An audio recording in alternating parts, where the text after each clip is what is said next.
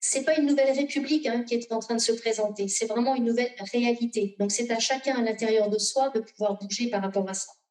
Alors, bonne nouvelle, tout va bien, on y va, ça c'est certain, dans le respect et la douceur le plus possible. Et vraiment, j'insiste, parce que les acteurs de la transition, c'est vous aussi, vraiment. Et l'humanité, la Terre et l'univers vous attendent. En fait, je fais aussi partie du service des RH de l'univers. Voilà.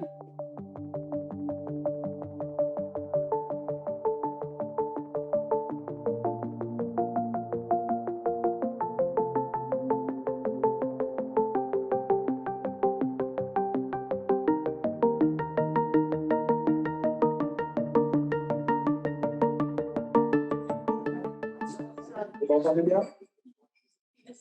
Bon. Merci à tout le monde d'être là.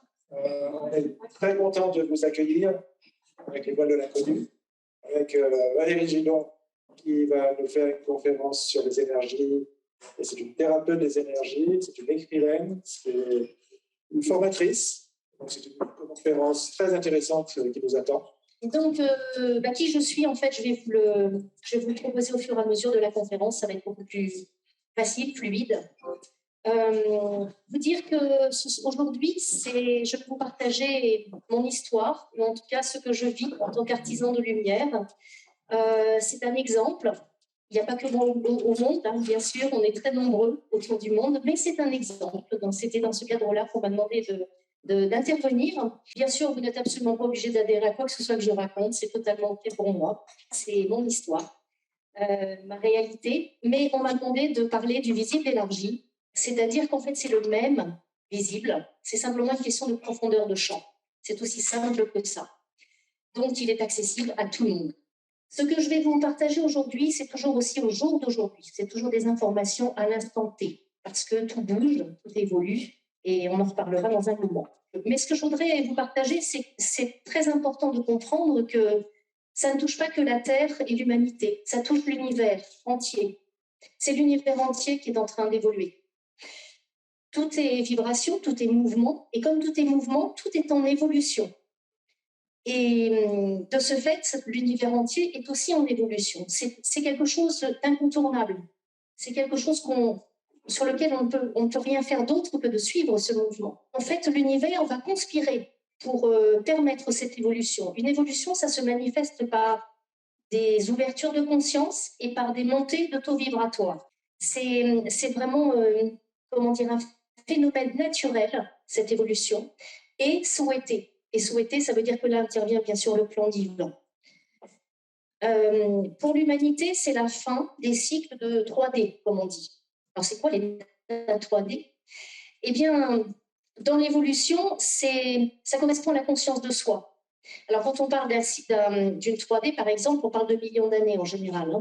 Pour l'humain, c'est de valider sa capacité d'avoir pris conscience d'elle-même, avant de pouvoir passer à autre chose, c'est-à-dire quand on prend conscience de soi, et on commence à prendre conscience des autres, bien sûr, et on commence à rentrer dans une dynamique, et en l'occurrence, le futur vers lequel on va est un beau futur. Ça a été validé comme ça par l'âme de l'humanité, ça a été validé par le plan céleste, ça ne peut pas être autrement. C'est un futur d'amour, un futur de conscience, d'unité, de liberté. C'est ce qu'on appelle la 4D de dimension amour, compréhension. Donc pour l'humanité, comprenez que c'est un grand pas. Donc forcément, un monde en évolution, ça veut dire une transition. Et une transition, vous le savez, ça veut dire que tout est en train de monter, de remonter. Tout ce qui reste à nettoyer, à comprendre, c'est en train de se manifester. C'est pour ça aussi que depuis quelques années, ça s'accélère. C'est très inconfortable pour les gens, de façon générale. Le challenge pour l'être humain, c'est de retrouver son pouvoir souverain.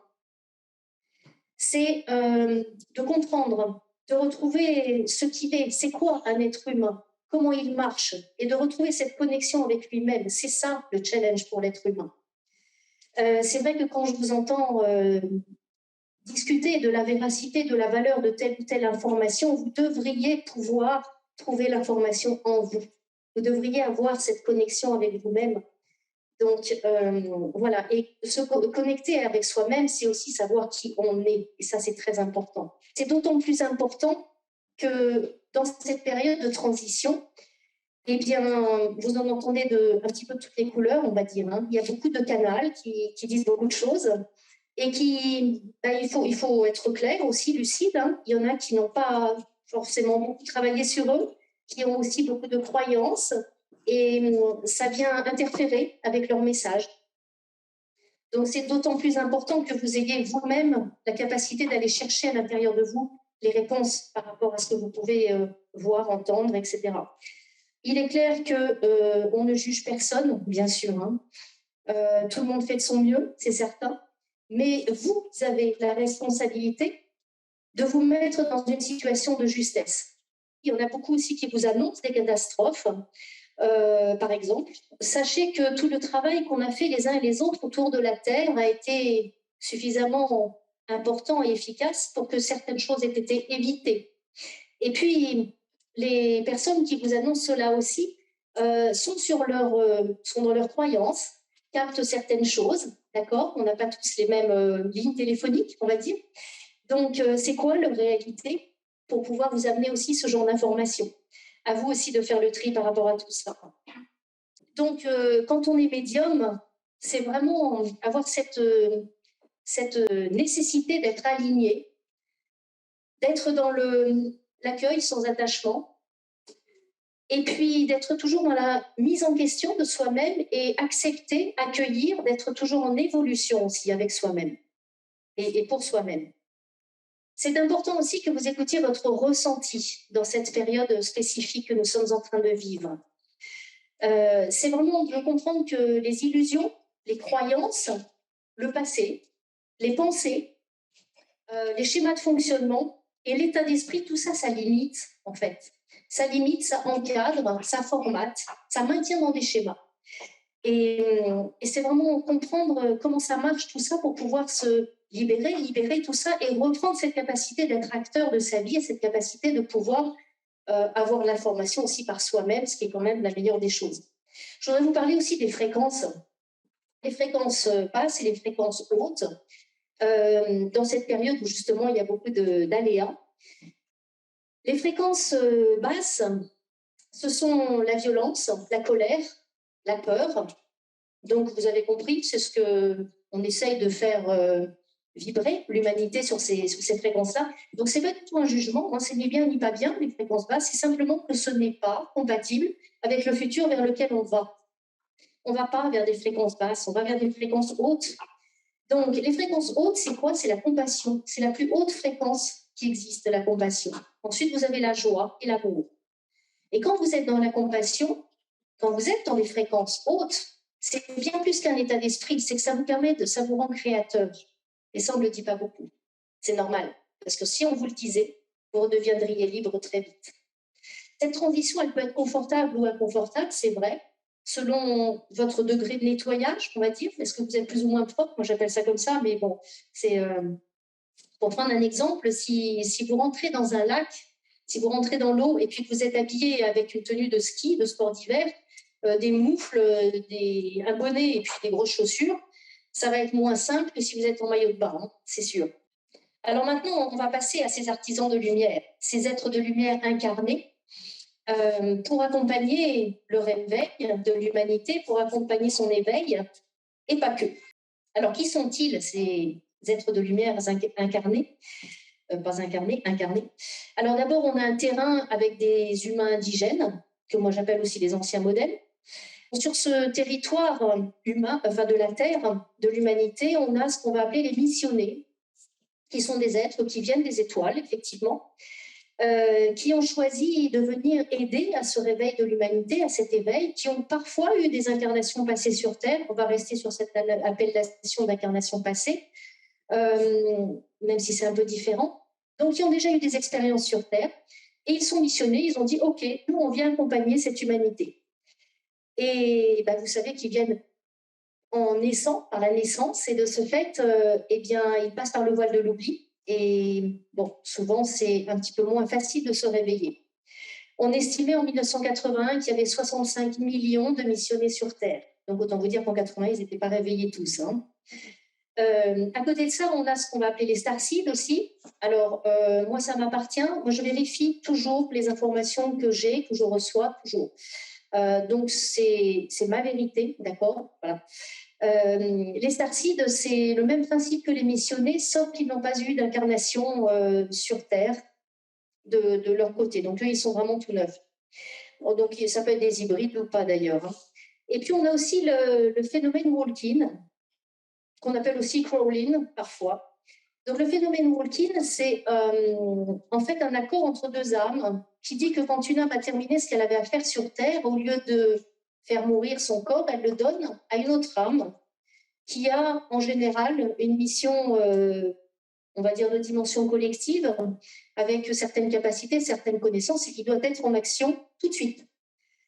Donc, les walk-in, c'est un phénomène qui s'est amplifié justement dans cette actualité de la Terre. Et comprenez bien que c'est à l'époque où l'on vit, c'est pas du tout du tourisme, hein. C'est pas des âmes qui viennent faire du tourisme, pas du tout. Hein. Ils ont une réelle mission. Voilà, tout le monde est en action. Donc on a les célestes, on a l'intra-terre qui sont là sur Terre aussi, bien sûr. Alors je vous parlais de tous les possibles. Oui, c'est vrai.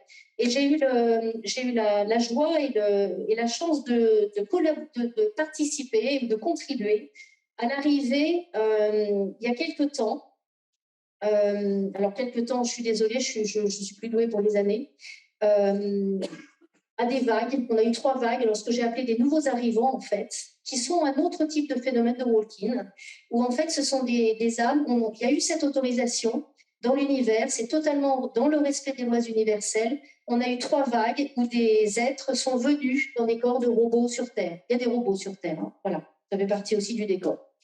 Donc, ça a été tout à fait autorisé et c'était vraiment magnifique. Et puis aussi, on a les jeunes. Les jeunes, alors ce n'est pas les jeunes de toutes les époques, hein, c'est les jeunes de maintenant. Les jeunes de maintenant, jusqu'à 35 ans, à quelque chose près, sont calibrés différemment des anciens modèles. Ils n'ont pas les mêmes caractéristiques. Ils n'ont pas de charge karmique non plus parce qu'ils sont venus pour mettre en place déjà le nouveau. Donc, ils sont différents des anciens modèles. Donc, les jeunes, c'est une force considérable de lumière sur cette terre, même si pour eux, c'est un peu inconfortable par moment. Donc, en général, ces gens, quand ils ne se sont pas réveillés, ces gens sont conscients vraiment de leur multidimensionnalité, de leur multiréalité. C'est nécessaire, c'est important que nous soyons nombreux sur Terre, nous, artisans de lumière. Pourquoi ? D'abord parce que l'univers va vous parler avec ce que vous êtes capable de comprendre, avec votre système de référence. Ça veut dire qu'il y a des personnes qui vont vous parler plus que d'autres. Très bien, c'est parfait. Donc, plus on est nombreux, plus on va pouvoir toucher des personnes différentes. Vous savez d'ailleurs que, on va vous parler avec des images, on va vous parler avec des sons, des choses que vous êtes capable d'appréhender, de comprendre, même si ce n'est pas tout à fait la réalité du visible, du visible élargi. La deuxième raison, c'est parce que l'humanité, toute seule, elle n'a aucune chance. Elle n'avait aucune chance. Elle est totalement enlisée dans différentes choses, et notamment ces schémas de pensée, de fonctionnement. Donc, il fallait vraiment du sang neuf pour que un nouveau possible puisse vraiment se déclencher. La troisième raison qui est fondamentale aussi, c'est qu'on parle d'une ascension collective. Ça veut dire que c'est un collectif qui doit être à l'œuvre. Ce n'est pas une ou deux personnes comme ça, c'est un collectif. Donc, c'est important d'être tous ensemble. Et puis, donc ça veut dire qu'on est vraiment nombreux autour de la Terre. Donc, si je vous parle de moi, encore une fois, c'est un exemple, mais c'est vraiment avec cette humilité, cette conscience que nous sommes nombreux autour de la Terre à agir et que chacun fait exactement ce qu'il a à faire et c'est parfait comme ça. Il n'y a pas et il n'y aura pas de sauveur. Ceux qui attendent que quelque chose se présente, c'est pas comme ça que ça va marcher.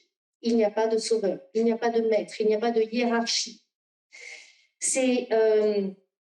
En revanche, oui, il y a des guides, c'est vrai, pour montrer le chemin.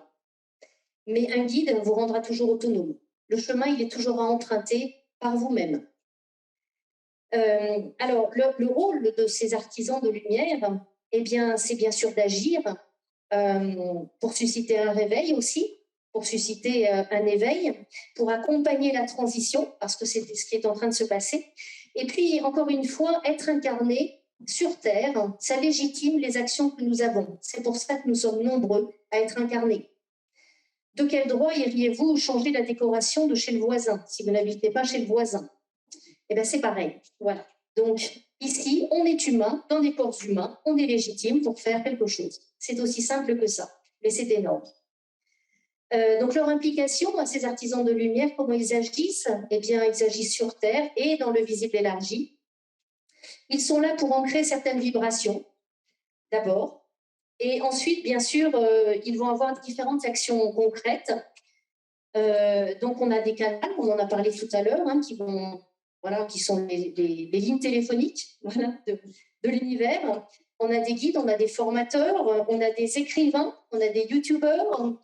On en a qui sont spécialisés dans différentes choses comme les technologies scalaires par exemple, aussi des technologies de type Tesla, etc. On a des acteurs sur le terrain, bien sûr, pour faire des connexions, des activations de différents sites, de différentes énergies. Parce que la Terre, vous savez, c'est un immense organisme vivant. Hein. Donc, elle a aussi des méridiens, elle a aussi des circulations énergétiques. Et donc, d'intervenir sur certains lieux, c'est comme de l'acupuncture, hein, quelque part. Et pas que. C'est juste un exemple. Donc, il y a aussi des êtres qui sont là, qui se sont regroupés, comme l'association Les Voix de l'Inconnu, par exemple, qui font un travail formidable pour pouvoir permettre que certaines informations soient données au grand public. Et puis, ce restaurant aussi, hein, qui permet de ce cadre-là.